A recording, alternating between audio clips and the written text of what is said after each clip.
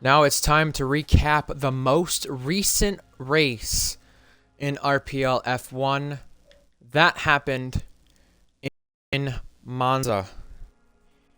And we'll also review the most upcoming race. Not most recent.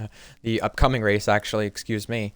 Most recent and upcoming race in RPL F1. We have upcoming race in Singapore as well, which we'll also talk about. But in Monza, we had some shocking drivers go out in Q1. We had Owen get eliminated from Thierry Dom, who snuck his way in there. I think Dom has been one of the best drivers as of recent in the bottom cars. He ended up finishing 12th in the race. He was very quiet there. We didn't really speak of him too much, actually, but Dom went through during Q1 and got into Q2, beating Owen. Owen, the big surprise there, he invalidated his last lap, and he didn't really have the best of races actually happen from that either. Gecko was also eliminated due to crashing out on track, which we missed on stream, unfortunately, and Gecko didn't have the best of races either. He got damage on lap 2 of the race after George went off, came back on. Owen was already there, and they were 3 wide. They crashed, all 3 of them.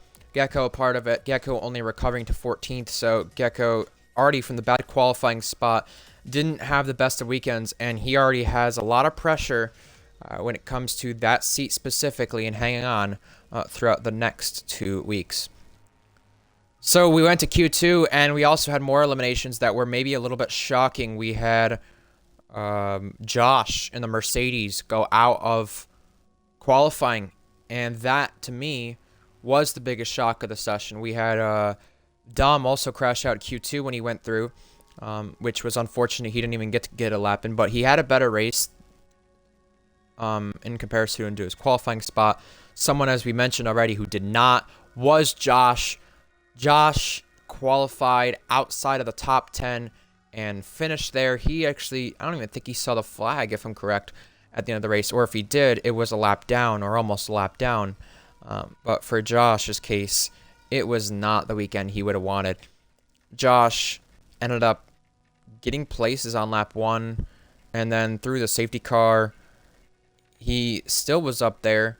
And then I believe it was the restart he crashed, if I'm correct. I'm just double checking now. Yes, he had the incident with Minico happen, and that really set him back. And after not having a safety car after the first safety car, Josh had no chance to recover, and he actually finished plumb last of all of our drivers, if I am correct. So that was unfortunate. Josh actually did end up going a lap down. I was correct about that.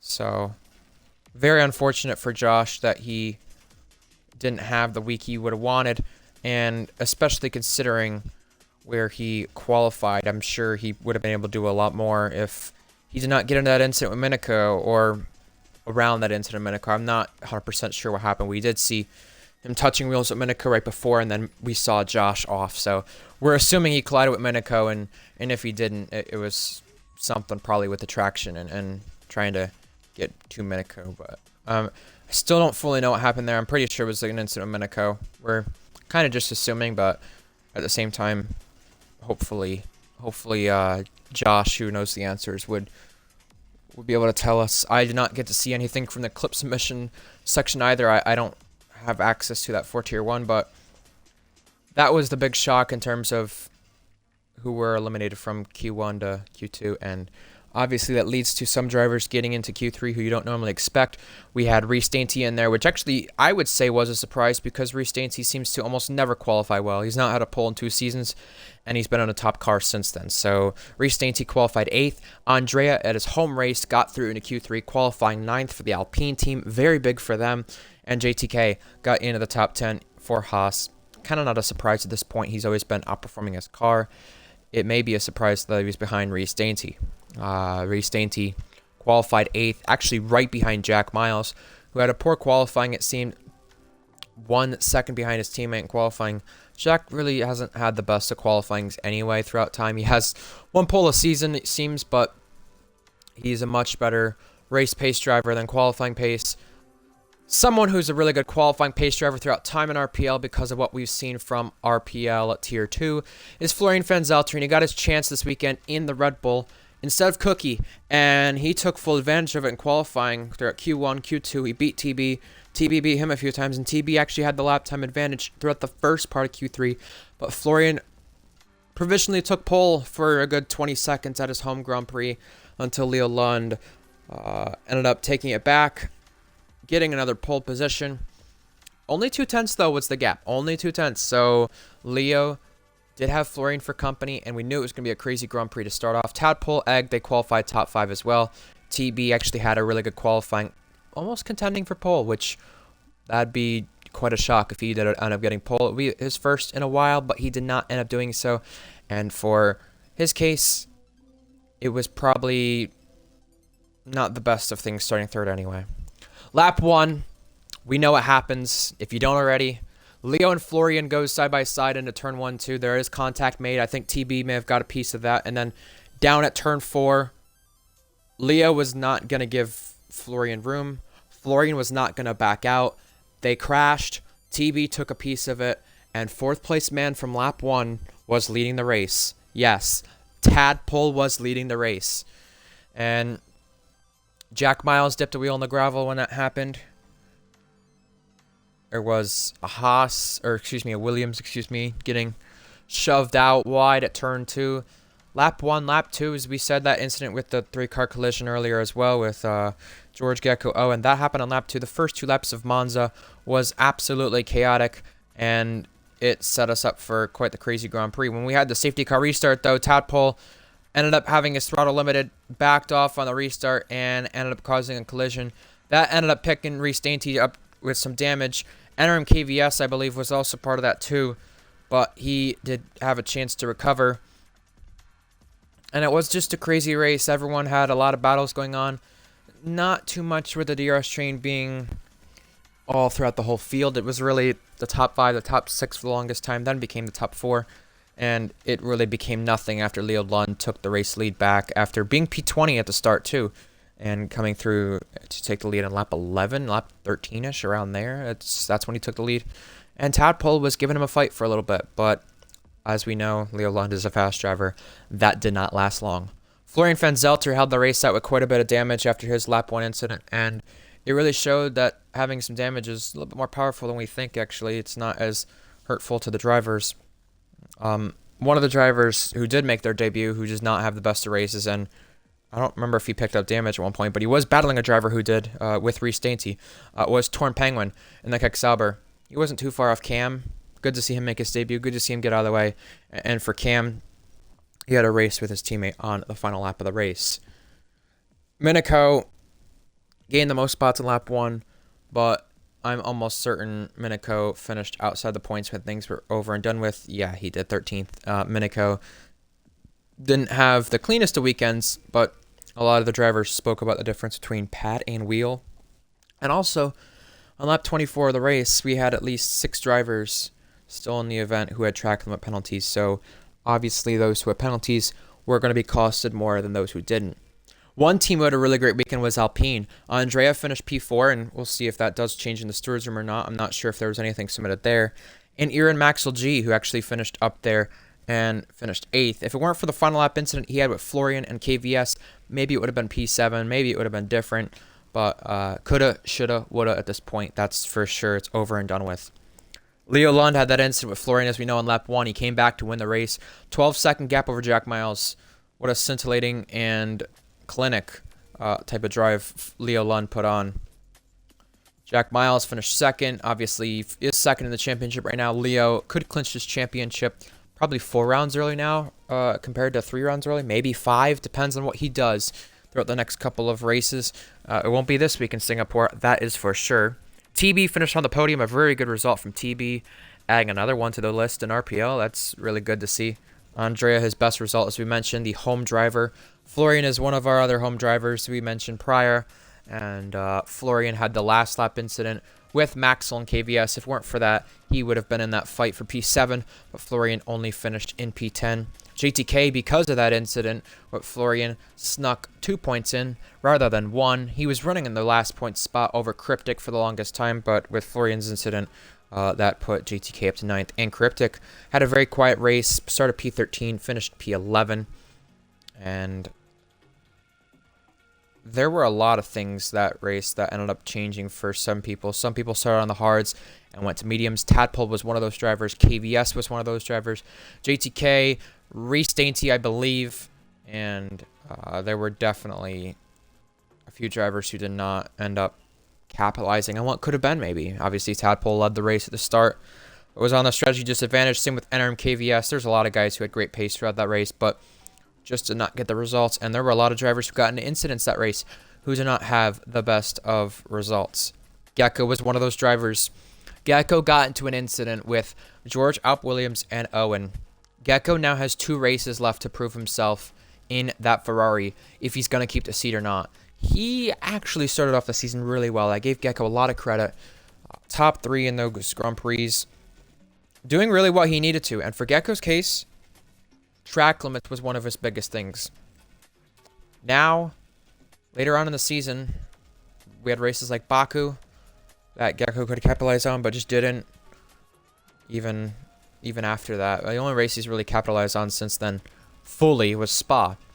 And the one who's impressed me out of that Ferrari camp has been Tadpole, because Tadpole led in Spa, led in Monza, and now, although it may not be the results fully for Tadpole, Tadpole's there. Tadpole's sneaking on the door of a first win, and I can't believe I'm saying that, but if Leo Lund does have something happen like Monza once again, Tadpole was there to capitalize, and we'll see how that does end up going in future rounds. With Gecko, though, I'm very surprised he's not won a race. It's been 187 races, and it's been since May 9th of 2020 that he last won, which is almost 1,600 days, actually.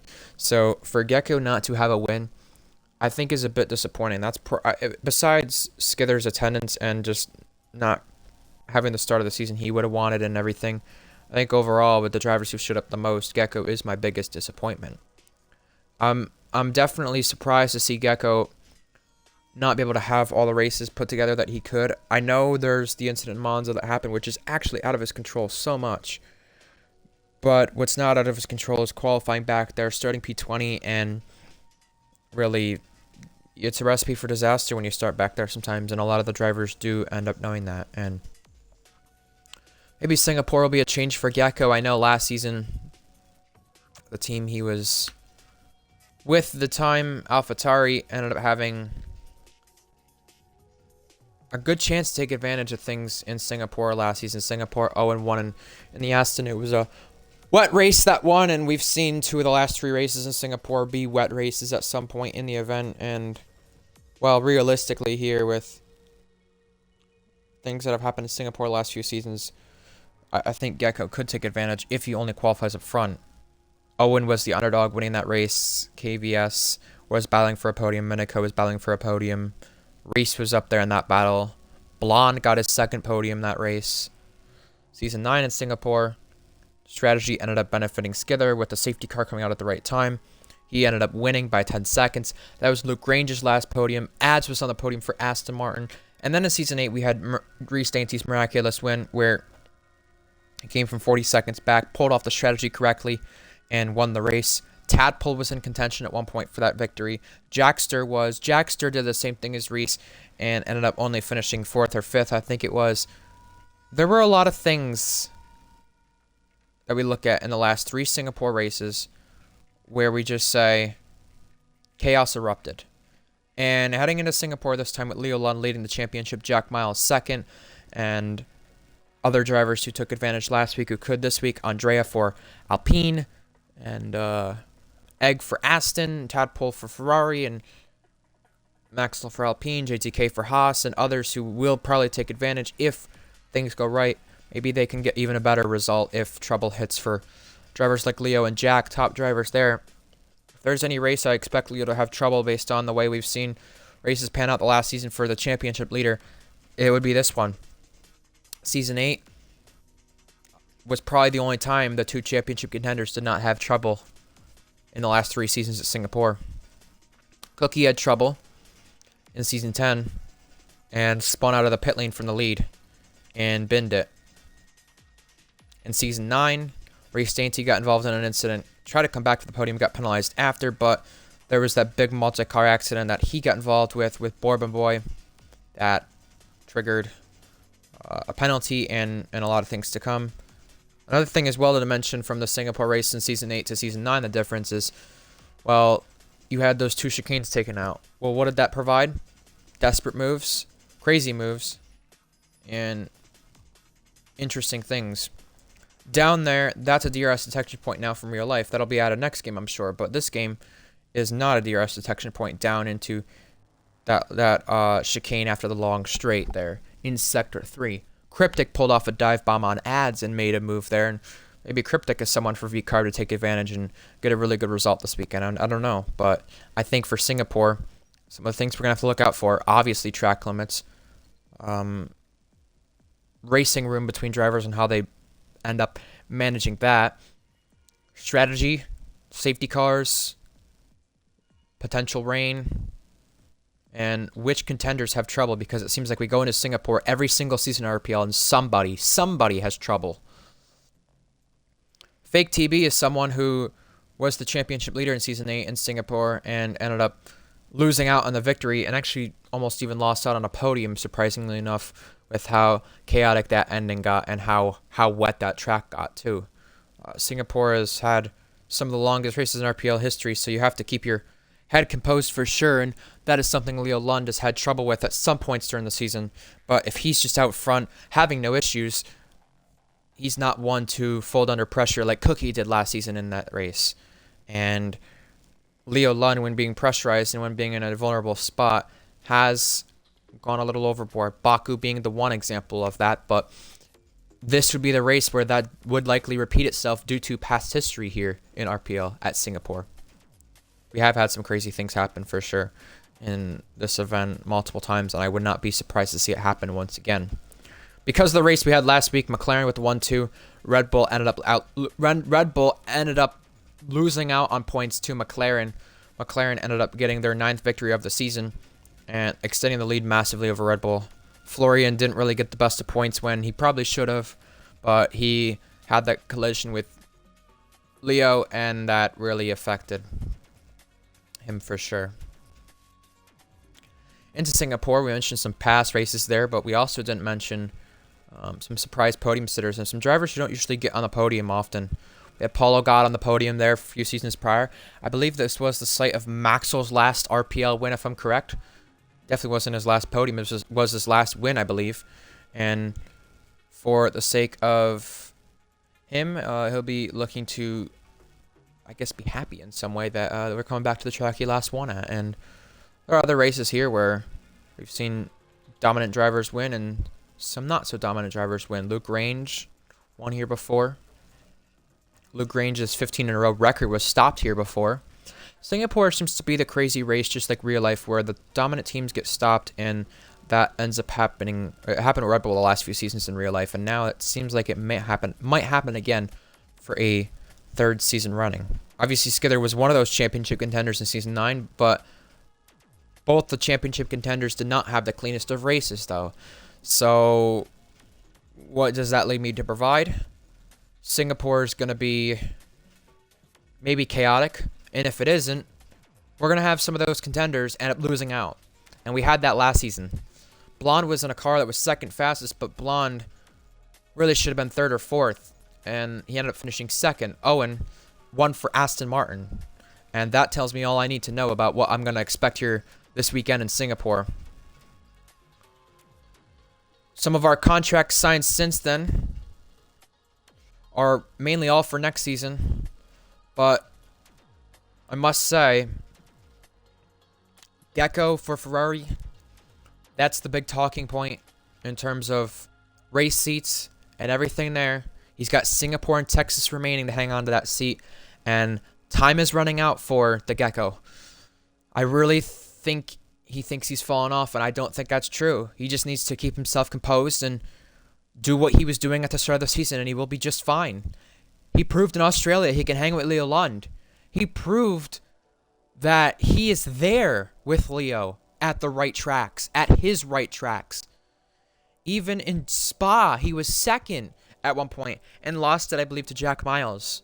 Leo and Jack, that's a 1-2 combo we're going to get used to seeing, I'm sure, and maybe that'll actually be the most of any combo if they keep doing it 6 more times throughout the rest of the season. But for Gecko's case, he can disrupt that. Gecko proved what he can do, but he just has to keep his head composed, has to qualify well, has to avoid getting track limit penalties, has to avoid getting into incidents with people, and he will do it. He will hang on to his seat if he does that. But time is ticking for him, and I'm interested to see what happens with his case and others this weekend in Singapore. RPL F1 returns for the racing Saturday, 8 p.m. British Standard Time. RPL 29 will be on the commentary for that one, and we'll see what happens throughout that event. Make sure you tune in on our Twitch and YouTube to follow in on that event and see what happens for the drivers. I'm very interested to see the championship leader, whether they're being challenged or not, has had trouble the last few seasons at the circuit. Cookie and Reese. Leo Lund is in that dominant McLaren now. Will trouble strike for him? I'm sure he'll get pole, but hey, anything can happen. Anything can happen. We saw Cookie even lose out on qualifying last season at this event and have a last-minute invalidation. I'm sure Leo can easily run away with the victory, but knowing this track's history, we don't know what will happen. So that's why you should tune in this Saturday at 8 p.m. British Standard Time. We hope to see you there, and we will see you there. Have a good one, folks.